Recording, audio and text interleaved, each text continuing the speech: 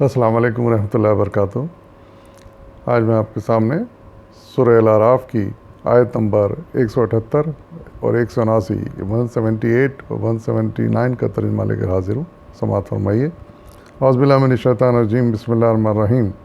جسے اللہ ہدایت بخشے بس وہی راہ راست پاتا ہے، اور جس کو اللہ اپنی رہنمائی سے محروم کر دے وہی ناکام و نامراد ہو کر رہتا ہے۔ اور یہ حقیقت ہے کہ بہت سے جن اور انسان ایسے ہیں جن کو ہم نے جہنمی کے لیے پیدا کیا ہے۔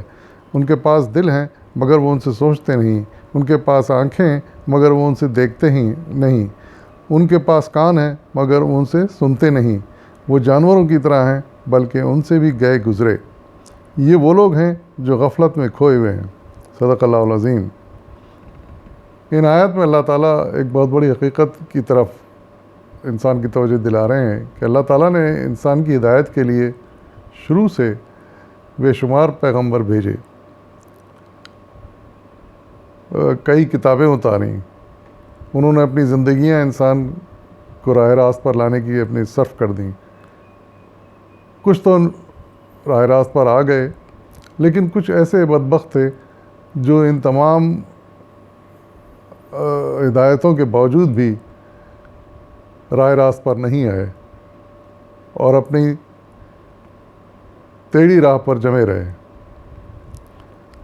تو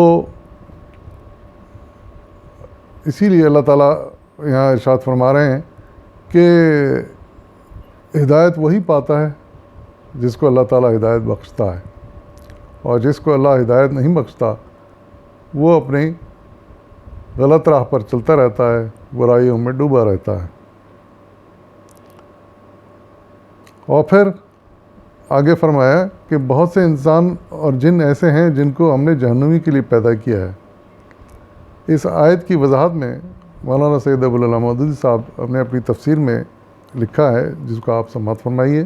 آپ لکھتے ہیں کہ اس کا یہ مطلب نہیں ہے کہ ہم نے ان کو پیدا ہی اس غرض کے لیے کیا تھا کہ وہ جہنم میں جائیں، اور ان کو وجود میں لاتے وقت ہی یہ ارادہ کر لیا تھا کہ انہیں دوزخ کا ایندھن بننا ہے، بلکہ اس کا صحیح مفہوم یہ ہے کہ ہم نے تو ان کو پیدا کیا تھا دل و دماغ، آنکھیں اور کان دے کر، مگر ظالموں نے اس سے کوئی کام نہ لیا اور اپنی غلط کاریوں کی بدولت آخر جہنم کا ایندھن بن کر رہے۔ اس مضمون کو ادا کرنے کے لیے وہ انداز بیان اختیار کیا گیا ہے جو انسانی زبان میں انتہائی افسوس اور حسرت کے موقع پر استعمال کیا جاتا ہے۔ مثال کے طور پر اگر کسی ماں کے متعدد جوان بیٹے لڑائی میں جا کر لقمہ اجل ہو گئے ہوں تو وہ لوگوں سے کہتی ہے کہ میں نے انہیں اسی لیے پال پوس کر بڑا کیا تھا کہ وہ لوہے اور آگ کے کھیل میں ختم ہو جائیں۔ اس قول سے اس کا مدعا یہ نہیں ہوتا کہ واقعی اس کے پالنے پوسنے کی غرض یہی تھی، بلکہ اس حسرت برے انداز میں دراصل وہ یہ کہنا چاہتی ہے کہ میں نے تو اتنی محنتوں سے اپنا خون جگر پلا پلا کر ان بچوں کو پالا تھا، مگر خدا ان لڑنے والے فسادیوں سے سمجھے کہ میری محنت اور قربانی کے ثمرات یوں خاک میں مل رہے ہیں۔ تو اس وضاحت سے اندازہ ہوتا ہے کہ اس آیت کو اتارنے کا مقصد کیا ہے۔ پھر اور حقیقت ہے کہ ایسے لوگ جو پوری ہدایت آ جانے کے باوجود بھی ہدایت نہیں پاتے، وہ اپنے نہ بات کو سنتے ہیں اپنے کانوں سے، نہ آنکھوں سے دیکھتے ہیں کہ نبی کیا کہتے رہے ہیں، اور نہ ان کتابوں کو پڑھتے ہیں، اور پھر سب سے بڑی بات نہ اپنے عقل کو اور شعور کو استعمال کرتے ہیں کہ وہ صحیح بات کو سمجھیں، اور ایک جانور کی طرح بس وہ ان کی زندگی ہو جاتی ہے، اور حق پانے کی کوئی ان میں تمنا یا کوشش نہیں ان کی طرف سے صحیح نہیں ہوتی، اور اسی طرح وہ غفلت میں کھوئے رہتے ہیں۔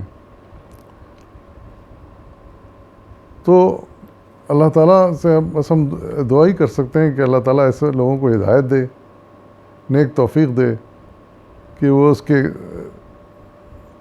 اس کے ہدایت کو سمجھیں، اس کی دعوت کو سمجھیں، اس کے کلام کو سمجھیں، اور اپنے غلط اعمال چھوڑ کر صحیح راہ پر آ جائیں اور حق کی راہ کو اپنا لیں۔